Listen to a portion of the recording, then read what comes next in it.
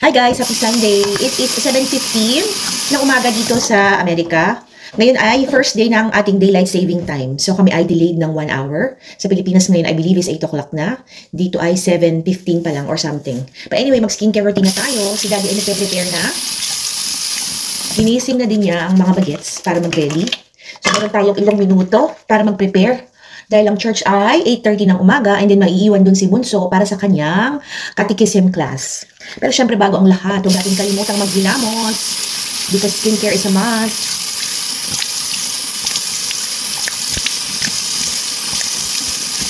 So madaling-madali lang yan guys. Pagkatapos natin maghilamos,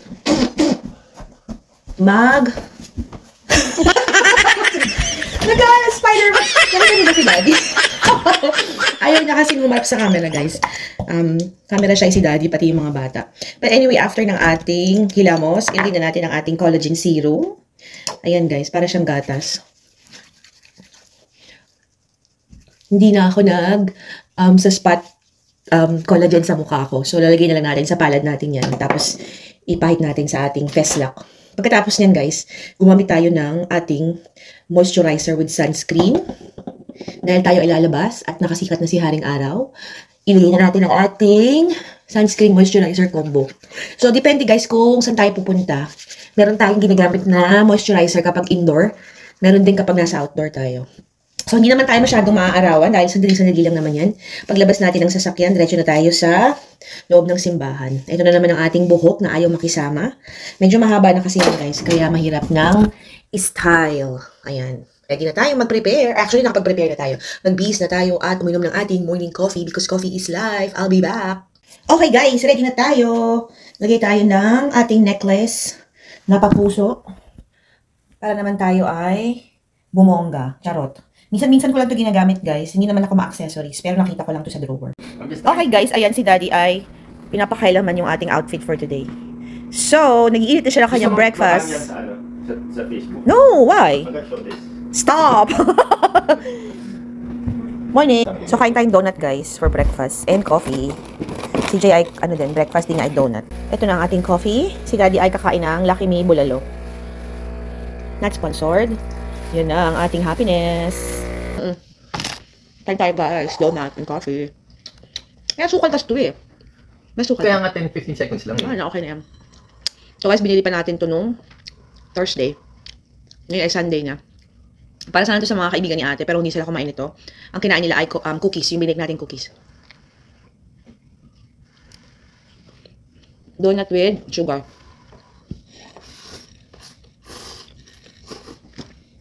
Did you wake up, ate?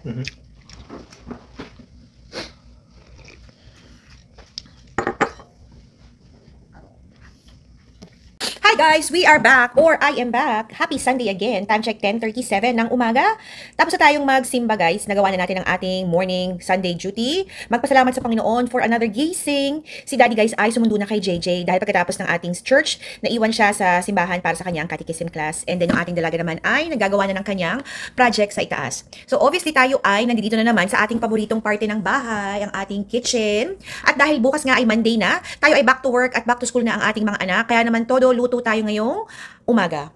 So, nag-marinate ako ng pork, steak, pork chop actually yun guys. 6 na piraso, minarinate natin yan sa toyo at kalamansi or lemon. At lalagyan natin yan ng maraming sibuyas. Dahil isa yan sa paboritong ulam ni tatay.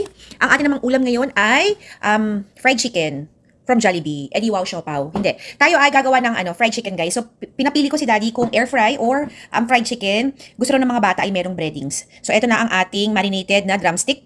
So, ito guys, minekos-mekos na natin yan kasama na ng mga spices. Meron tayo ditong paprika, salt, pepper, onion powder.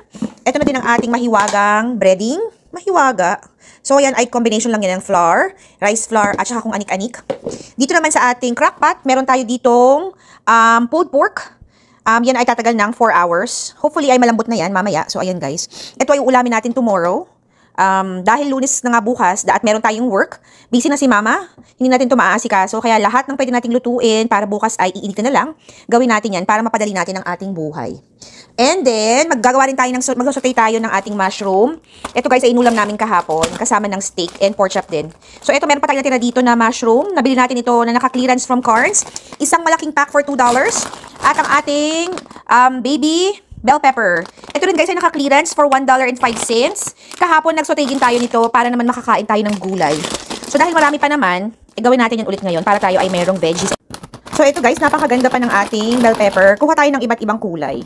Para tayong rainbow bright. Wala lang tayong kulay green, pero magawa tayo ng yellow, orange, and red. Ito guys, naka-clearance. Nabili ko to kahapon, or nung Friday, dahil yung ating patient guys ay malapit lang sa Giant. At syempre pa dahil tayo ay nag-ikot-ikot sa tindahan, naghanap tayo ng mga good buys. Ito nga ang ating nabili. Ayan. So, gawa tayo ng 4. Kami lang naman ni Daddy ang kumakain usually ng mga sauteed na gulay. Kasi yung mga bata guys, ayaw nila yan. Pero kahapon dahil si JJ nga ay kumain ng steak, tayo naman ay merong broccoli on the side. So eto na ang ating ginamit. Dahil wala tayong kalamansi dito sa Jumerica, ito ang ating organic lime juice. Mukha siyang alak guys. Ang social, diba? Ang lakas makasosyal ng bote. Ayan.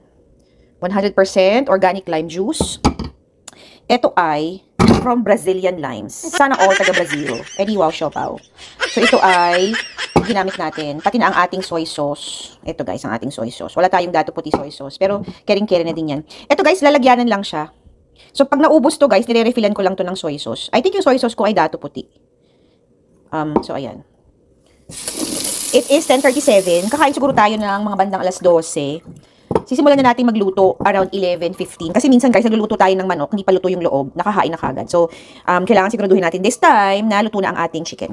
And then sa atin namang bahaw, kaning lamig, huwag itapon. Ayan, meron tayong mga Nagluto ako kahapon ng 3½ scoop ng kanin because rice is slice sa aming bahay. Marami pang natira guys. Ayan. So ako naman guys ay tatawagan ko na muna yung ating mga patients for tomorrow.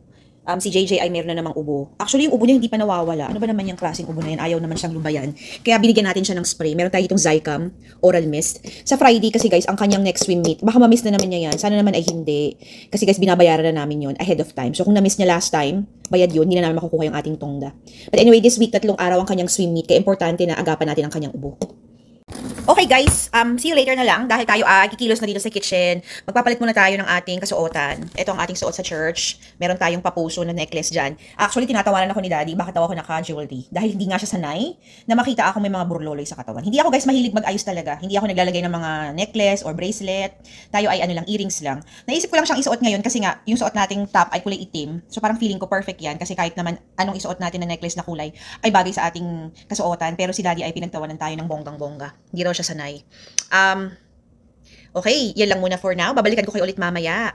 Bago ang lahat, ipopromote ko lang. Ngayong darating na Pasko or Christmas season, ang ating Pamilya Store ay mag-offer ng iba't ibang klase ng mga kutkutin or sweets and treats. Kaya abangan nyo yan sa ating mga kaibigan at followers dito sa Jumerica. Yan ay ating pinag-aaralan at ilo-launch natin yan ulit soon. Kaya sana isuportahan nyo po ako dahil talagang kailangan natin ng tongda dahil napakarami nating bills na kailangang bayaran.